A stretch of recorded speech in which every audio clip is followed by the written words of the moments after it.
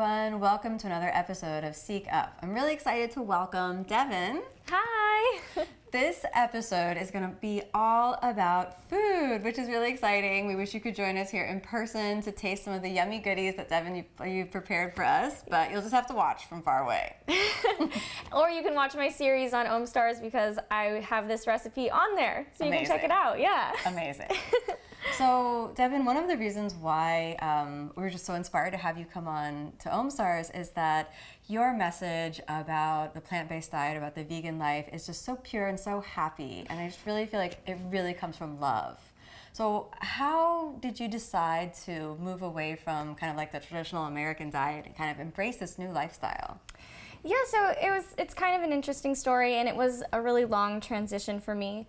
When I was 11 years old, I finally made the connection that the animals that I loved when they were alive were the same ones that ended up on my plate for dinner. And I was just, it kind of blew me away. I was like, how did that happen? You're 11 and... I know, I was really young to kind of come to that realization. I was away at 6th grade camp, so it's like a sleepaway camp with 3 other elementary schools.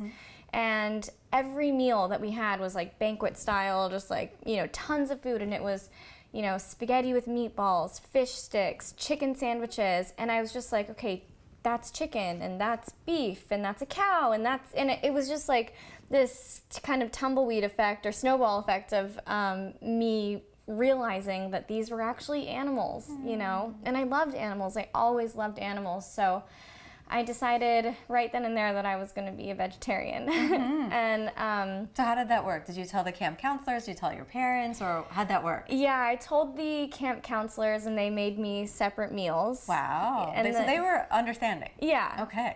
But I also, as a kid, and even now, I am very stubborn. So if they weren't going to accommodate me, I probably would have just not eaten. So they realized that they had to. And then I came home and my mom was like, you know, you don't even really eat red meat. Why don't you just have a little bit of chicken, a little bit of turkey here and there?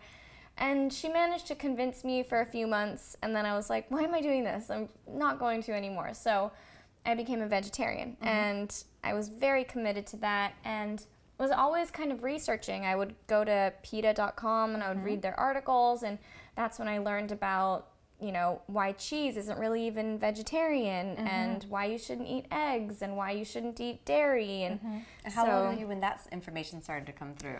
I was about, I think, 15 or 16 when I realized that cheese contained animal rennet, which is an animal-derived ingredient. So why don't you tell everyone about that, because I'm not sure everybody knows that. Yeah, so rennet is actually something that comes from the stomach of a calf. So it's a baby cow, and I think it's made up of their like gastrointestinal juices. What a graphic image. Yeah, it's really awful. So it's an animal-derived ingredient. An animal can't live once that's been taken out of its body. You have to kill the animal. So how is that used in cheese? I think it helps with curdling.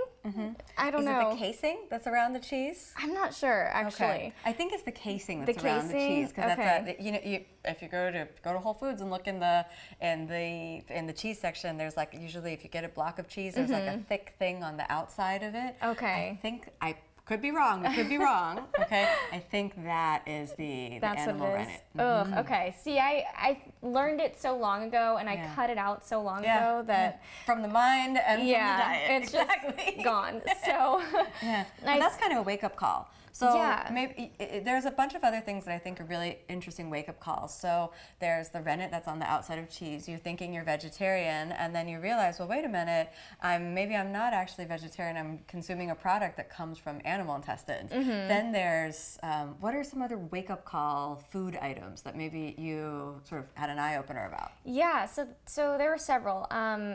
Beans that have been cooked in lard. I'm from San Diego. Mexican food is super popular, and for the first maybe year of my vegetarianism, I realized I was eating Mexican food without thinking about it.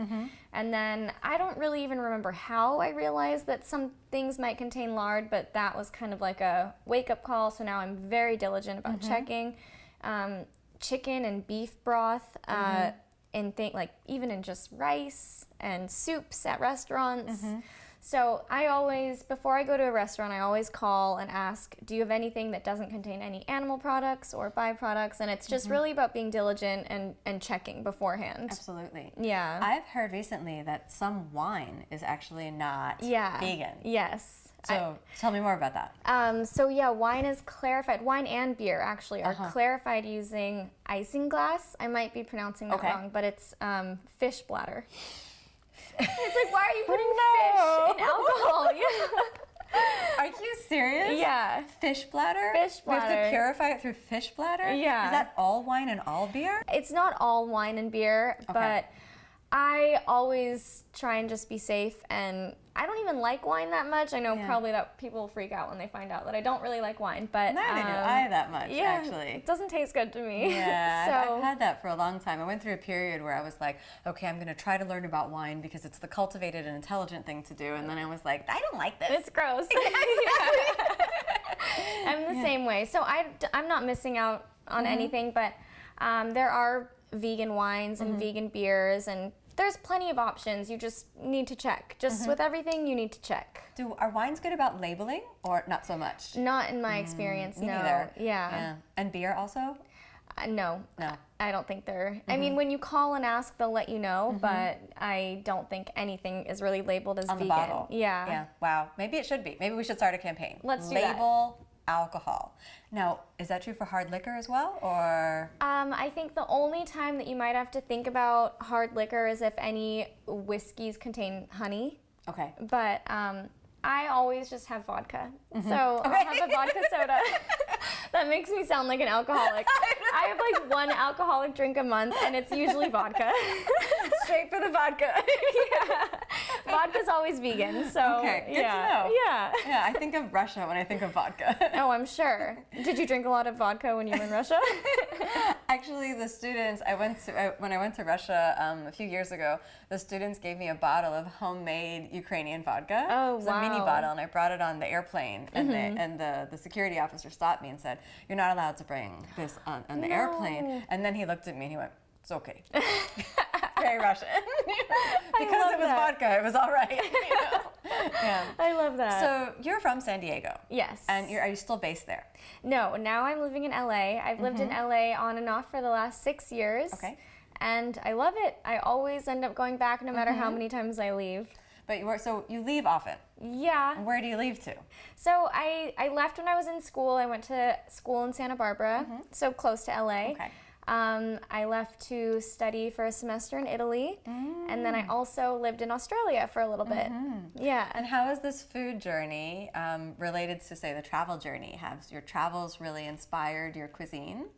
Yes, definitely. That's my favorite part about traveling, is being able to go to different cities and different countries and taste their food, because food is such a cultural expression. So I love being able to do that, and it definitely inspires me in everything that I cook. I'm trying to think of some specific dishes that I've made, like fresh rice paper rolls inspired by the ones I had when I was in Thailand. Nice. And savory pies, which are so popular in Australia.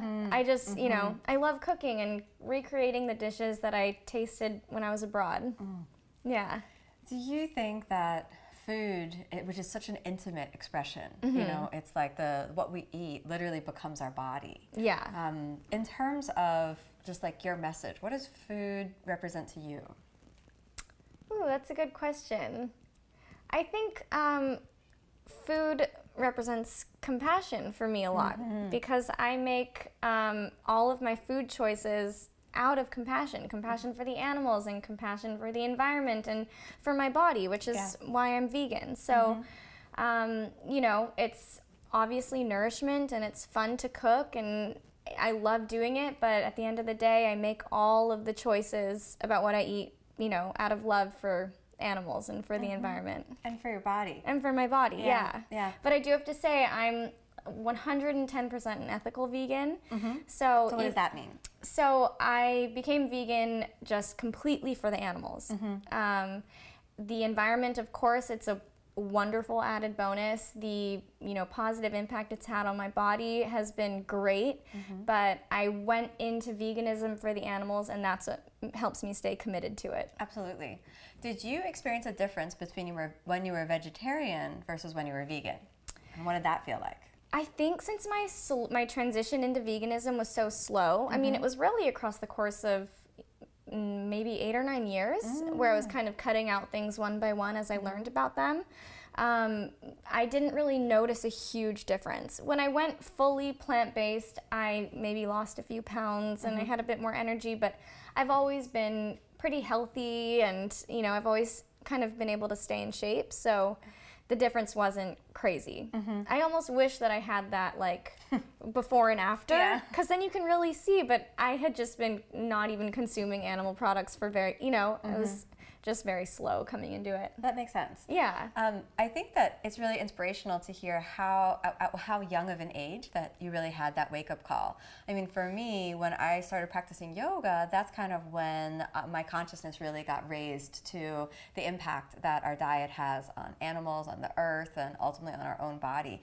I read this book, maybe you've read it as well, called Conscious Eating by Gabriel Cousins. I haven't read it. So it's a really wonderful book, and it was sort of like the first diet book that I ever read. It's like this big, so it's quite a long book. Halfway through, there's this statistic, and I think it's still true for today, whereas that if we take all of the grain and all of the grain, all the feed, the soy, the wheat, the corn, and the water that's distributed to all of the world's livestock, to all of the animals that are raised just for meat production, and we take that grain and that water and we redistribute it to the human population of the world, then we have enough resources to feed the human population of the world. Yeah. Water shortage ends today, world hunger ends today, and resource sustainability becomes highly plausible and feasible even with the large burgeoning population of the globe. And when I read that, I thought, well, I can't feed the world, but I can change what I eat today. Yeah. And that for me was like, okay, here we go. Like that's a palpable, real world impact. You know, Oh, it was definitely. just it checked off every box, and I sort of went vegetarian overnight. You know, and I would say that I had no guidance, so I kind of threw myself into this kind of crazy world. I was living in New York, and New York does everything like, you know, super fast paced. So I kind of jumped into a craze, you know, and I went raw vegan, like right from the beginning, which was totally nuts and completely, you know, imbalanced. Impressive, and crazy. And also says a lot about the kind of intensity with which I throw myself into things. And you know, I ultimately came out of that feeling like, wow, this was a little bit imbalanced. Yeah. And you know, it's almost been 20 years. Oh, wow. And so my kind of relationship began with the yoga practice. Whereas for you, I'm so inspired by the idea that just kind of clicked for you, just as a human being. I mean, I just love that. I mean, I think, what was I doing when I was 11? Feeling sorry for myself and thinking I had too many zits. I probably should have changed my diet, you know? Yeah, I mean, I can't really explain why or how I suddenly made that connection, but I do know that my mom always my parents, but my mom specifically kind of instilled in me a passion for respecting animals and respecting wildlife. We'd be in the car driving places, and she'd point out and say, what type of flower is that on the side of the road? And so I've always kind of grown up being very aware of my environment and the natural state of things. And we always rescued animals growing up, and one time my mom and I found a few baby rats that had been abandoned on our porch, and people are like, oh my god, gross rats, but they were so cute and so sweet. And we took them in and we fed them by hand and gave them to a woman who rescues rats. Wow. Yeah, so we let them sit outside for a little bit to make sure their mom wouldn't come back, but you know, it was just things like that where we were always taking care of animals that were sick or lost or abandoned, and I think that just kind of, you know, shaped me to be a person who just loves animals. And nobody had ever sat me down and said, that chicken sandwich comes from an actual chicken. And you think that you'd be able to realize that, but the industry and the media hides that so much. Yeah. So, I don't know, I think I finally just saw beyond all of the, you know, false information and all of the hiding that we'd been fed our whole lives and realized. Absolutely. Yeah. I mean, that's a really good point. I mean, I talked to a friend of mine when I became vegetarian, and she said, you know, I really respect that because if I think about that that's an animal, I can't eat it.